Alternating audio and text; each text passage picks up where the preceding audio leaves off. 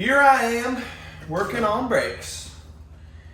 It's the most fun part of building a hot rod. Brakes. All right, let's finish this up.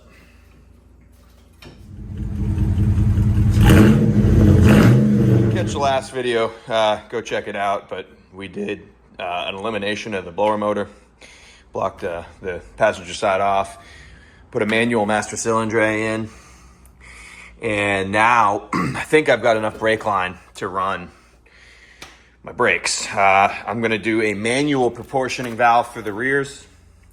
Obviously, the way the truck is set up now, you've got this computer that controls all the brake bias and all that good stuff, but obviously we're going full old school here. So proportioning valve for the rear. And then also, I didn't know this, but apparently you have to do, if you have drum brakes in the rear, which is what we have for now, you have to put this 10 PSI residual pressure valve. So this holds 10 pounds on the rear brakes. I guess it's creates better pedal feel. So if you're gonna have disc in the front, drum in the rear, you gotta run one of these for the rear. The reason we're going manual proportioning valve is because when I do swap the axle on this thing, once it explodes into a million pieces, 2 minutes into the first time I drive it probably, I'm gonna axle swap it with something that has, or not axle, rear end. I'm gonna swap the rear end to something that has disc brakes on it. So I'll be able to then adjust more braking power to the rear once I put the discs on. So that's why we went manual. I'm hoping I have enough brake line to where I don't have to buy any. We're gonna see if we can reuse what's there.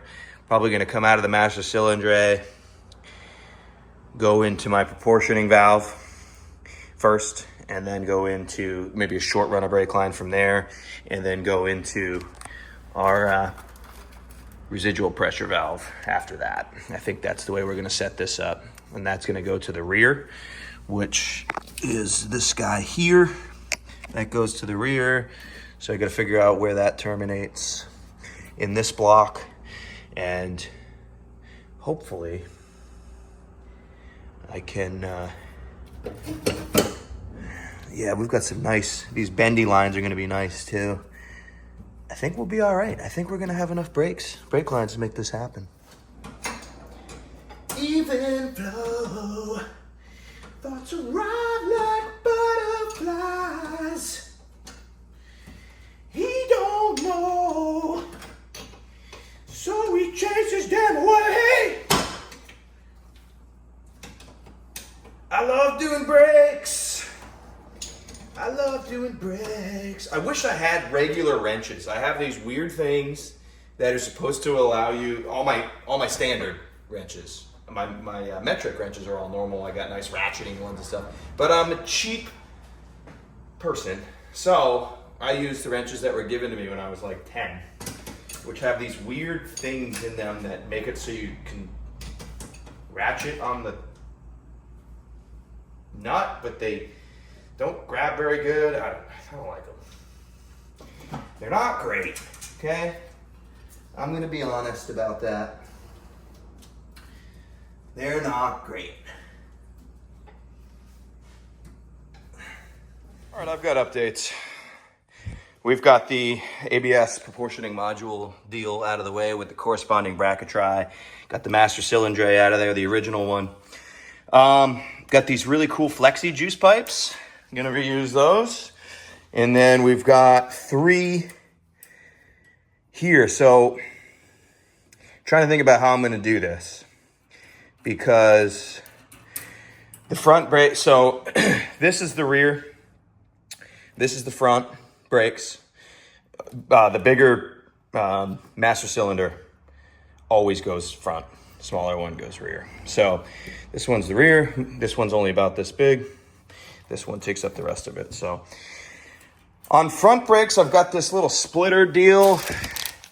So I want to plug both front lines into this, and then, so probably what I'll do is bend these so that both fronts go into this, and then do what a flexi juice pipes from this deal right to the front.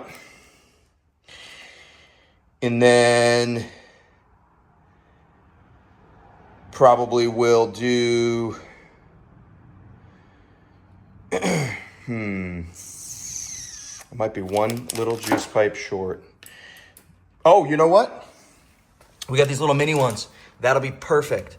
So I'm gonna use one of these minis to go from this guy to this guy, and then do the flexi pipe from the proportioning valve to the master cylinder. So I think I have enough juice pipes here. That is great news. Oh shoot, nothing I have is the right size.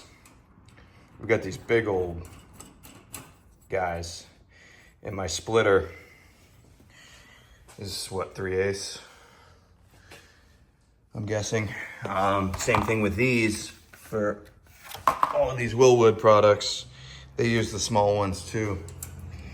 Dang it. So I need to go to the store, see if I can get a bigger one of these and 4 bigger ones of these. Oh, that might be special order. That might shut us down. Dang it. All right, 71 auto parts stores later, and I do have the correct fittings. Got lucky. Had to go to literally 4 stores to find enough. But this is 1/8 inch pipe, 1/8 inch 27 pipe thread, and then 1/2 inch 20 on the other side for the brake line. So these can, got 4 of these to put into my Willwood stuff over there, my proportioner valve and my pressure regulator. And then I got a T that is the correct size for these juice pipes as well. So I got everything I need to complete this brake system, I believe. Success. Brakes are run, I didn't have to buy any lines. Could have made it a little cleaner, and I'm still gonna clean this up some, but could have made it a little cleaner with some shorter lines, but we used what we had, so I'm good with it. Front brake simply comes out of the master cylinder, goes into the splitter, and then goes to the passenger front, and then this goes to the driver front. Rear brakes go into my proportioning valve, which right now is all the way off. Goes into one of these braided lines, and then that brings us around into our 10 PSI regulating valve, or pressure valve, pressure holder, keeping 10 PSI to the rear brakes valve. And then that goes to the line that heads back to the rear. So brakes, check. So it's been a month probably since I've worked on this thing, since we finished up the brakes. And in that month, it's gotten significantly hotter outside. And what do you do when it gets hot and humid? You paint, right? Humidity. Paint just loves humidity. So now's the time that we're going to paint the engine bay on this bad Larry. So got some supplies. I was going to paint it with the Vice Grip Garage Rebuild Black, but unfortunately that product is on a back order or something. I ordered it like a week ago, still has not shipped. So what I got was VHT roll bar and chassis paint. So I got a couple cans. That's probably enough, I would think. And then to clean the engine bay first, we're going to use heavy duty oven cleaner. This stuff, I have found no better engine degreaser than this. So we're going to use those. A little trick from the V-Belt and Son YouTube channel. That stuff works fantastic. I've cleaned a lot of engine bays and engines up with that. 320 grit sandpaper and wax and grease remover. So we're just going to do a quick and dirty on this deal. I am going to bag up all of the connectors like so, and then tape around the bag and get all those bagged off, and then roll it outside, spray it down with oven cleaner, pressure wash it. I think what I'm going to do is I'm actually going to tape off this data tag here just because I think it's kind of cool. So I'm going to tape that off, and we're going to keep that exposed. I think it'll be cool for it to say, you know, L35, 2-wheel drive, 6-cylinder. Not going to be a 6-cylinder for long. Got the old pressure washer dug out that I bought at Walmart 31 years ago that still somehow works. The plan is, got the old girl rolled outside here. Plan is coat it with oven cleaner, especially down in this area. Let it sit for I don't know, 3-4 minutes, pressure wash it. Coat it with oven cleaner, pressure wash it. Do that 2 or 3 times, and then I'm gonna let her sit out and dry for a minute. Next step after that is we're gonna take some 320 grit and just lightly scuff all the paint areas we're gonna paint. And then we're gonna use wax and grease remover with a rag and wipe it all down again. And that's gonna be our halfway, quarter prepped paint job here. So let's get to it. My advice would be use this stuff outside. It is gnarly. We're just gonna spray this thing. That'll foam up.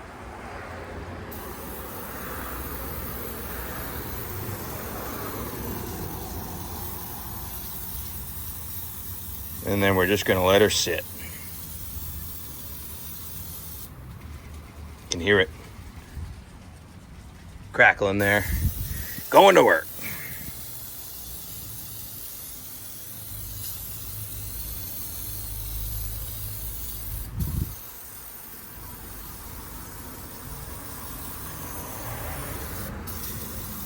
Oh, you know what?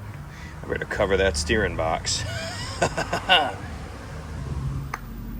All right, steering box is covered. We got open ports on that thing. We could ruin it quickly. All right, now we're just gonna spray. Relatively trying to avoid electrical connections where we can.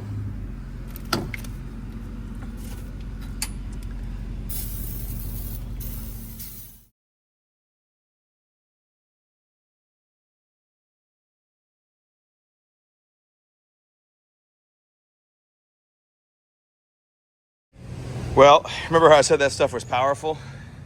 The anodized red finish on my Willwood pressure regulating valve blew off or melted off with that stuff. That's how powerful it is. So my idea with a trash bag kept my connections pretty much dry, so that's good.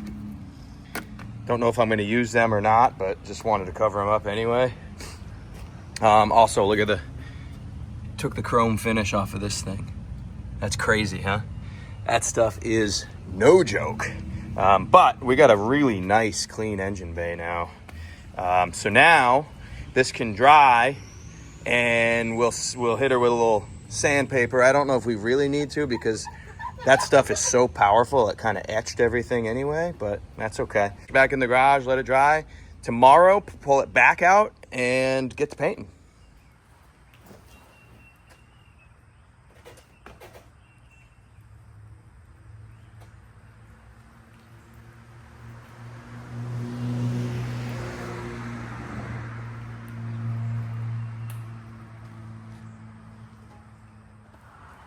All right, it's day 2, painting Grandpa's truck.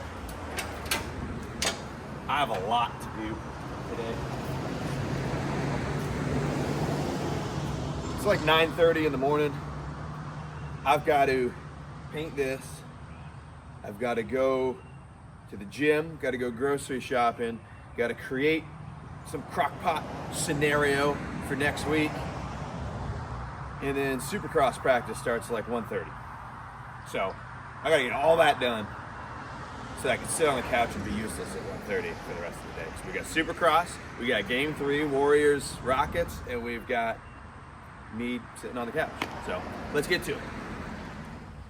It's already pretty hot out because it's, well, it's April in the South. So, good news, humidity is supposed to fall as the day goes on. Really, humidity is the enemy of a good paint job. Not that this is going to be a good paint job, but we're going to make it as good as we can. So we're going to wipe it down with the old W&GR, and then we're going to hit her with a little 320 grit, and then we're going to wipe her down with the W&GR. And then We're gonna take some trash bags, tape off here, and over here. And then we're gonna start slapping some paint on this thing. Decided to remove these tore up old inner fender liners and just open her up. Might as well. So we're just gonna scuff up the shiny stuff, really.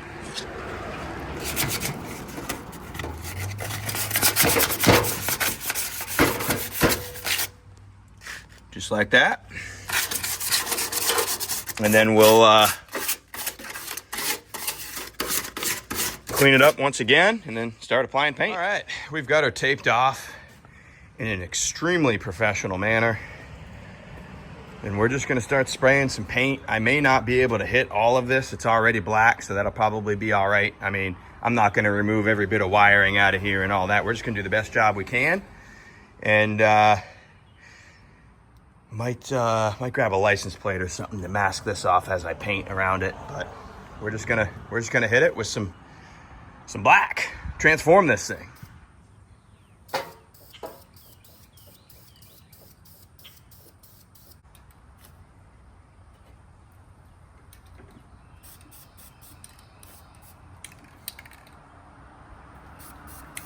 If we're gonna be totally and completely honest with ourselves, and I think we should, because if you can't be honest with yourself, who can you be honest with? If we're being honest with ourselves, that looks freaking great. That came out awesome. There's a few runs, like there would be with any professional paint job. But for the most part, was able to really get around the wiring, was able to get around the brake booster or the master cylinder mount without masking it off at all. So that came out sweet. I got this guy all taped off, so we'll have our data tag. I mean, that looks mean. The chassis. That's pretty cool. When we get all these trash bags and stuff off of it, we'll stand back, really take it in. We got the masking all off now. That data tag really pops now, that's cool. Glad we taped that off. Man, that looks so good. Heck yeah. Once that thing's in there, that's really gonna pop. Nice. Mission accomplished. I got some interior pieces I gotta put back together as well this weekend. Probably won't film that, that's gonna be boring enough.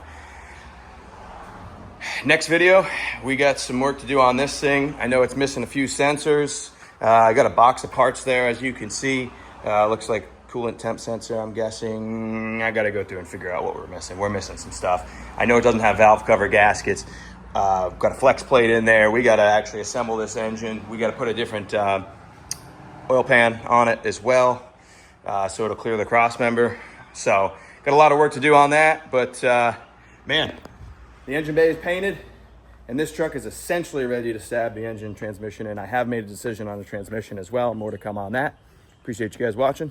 See you on the next one.